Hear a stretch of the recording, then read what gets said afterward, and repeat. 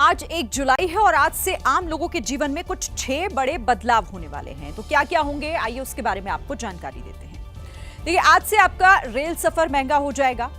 Railway ने sleeper class में 1 पैसा प्रति किलोमीटर और एसी में 2 पैसे प्रति किलोमीटर की बढ़ोतरी की है। यानी अगर आप 1000 किलोमीटर का सफर तय करते हैं तो आपको 20 रुपए एक्स्ट्रा देने होंगे। रेलवे में ही आज से तत्काल टिकट बुकिंग का तरीका भी बदल गया है। अब तत्काल टिकट बुक करने के लिए हर यात्री का आधार वेरिफिकेशन होगा। एक स्पेशल ओटीपी आएगा और उसी के जरिए तत्काल टिकट बुक होंगे। तीसरा बदलाव पैन कार्ड से जुड़ा हुआ है। आज से पैन कार्ड के लिए आवेदन करने पर आधार कार्ड जरूरी हो गया है।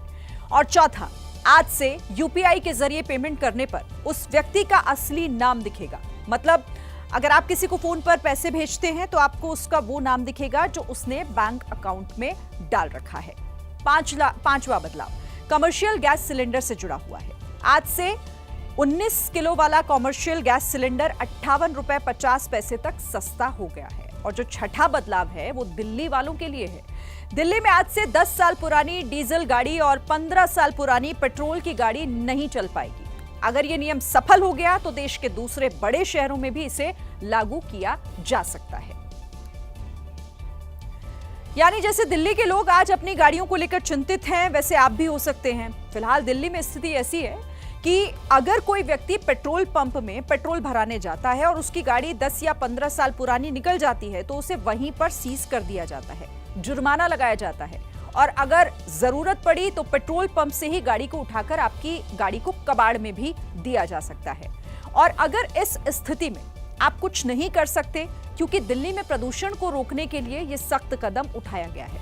आप देश के जिम्मेदार नागरिक हैं, प्रदूषण रोकने के लिए अपनी गाड़ियों का बलिदान आपको देना ही होगा।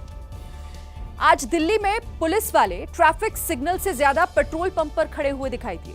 सब मिलकर 10 साल पुरानी डीजल की गाड़ी और 15 साल पुरानी पेट्रोल की गाड़ियों को जब्त करने का काम कर रहे थे। बाइक से लेकर 4 व्हीलर तक हर गाड़ी पुलिस और पेट्रोल पंप पर लगे हुए कैमरों की नजर से होकर गुजर रही थी।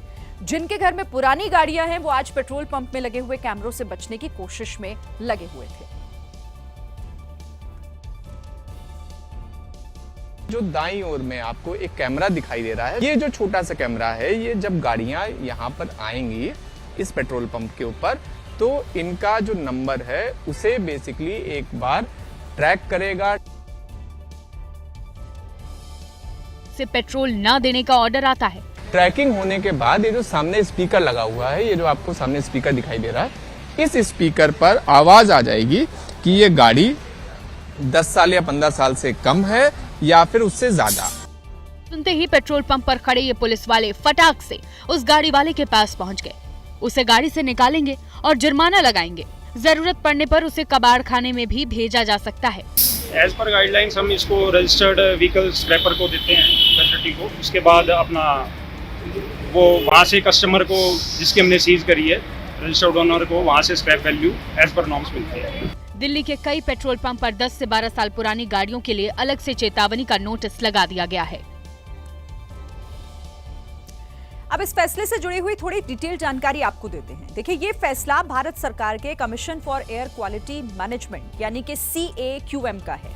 इसका पालन कराने के लिए दिल्ली के 382 पेट्रोल पंप पर विशेष कैमरे लगाए गए हैं जो पुरानी गाड़ियों की निगरानी करने का काम करेंगे। IIT कानपुर के रिसर्च के मुताबिक दिल्ली में 40% तक वायु प्रदूषण गाड़ियों की वजह से होता है। अब पुरानी गाड़ियों को डीजल पेट्रोल नहीं मिलेगा तो इससे वो चलेंगी नहीं सड़कों पर। प्रदूषण कम होने की संभावना भी इससे बढ़ जाएगी। गाड़ियों को उठाकर कबाड़ में तो दिया ही जा सकता है और अगर कबाड़ में नहीं गई तो फिर 5 से 10 हजार का जुर्माना भरना पड़ेगा।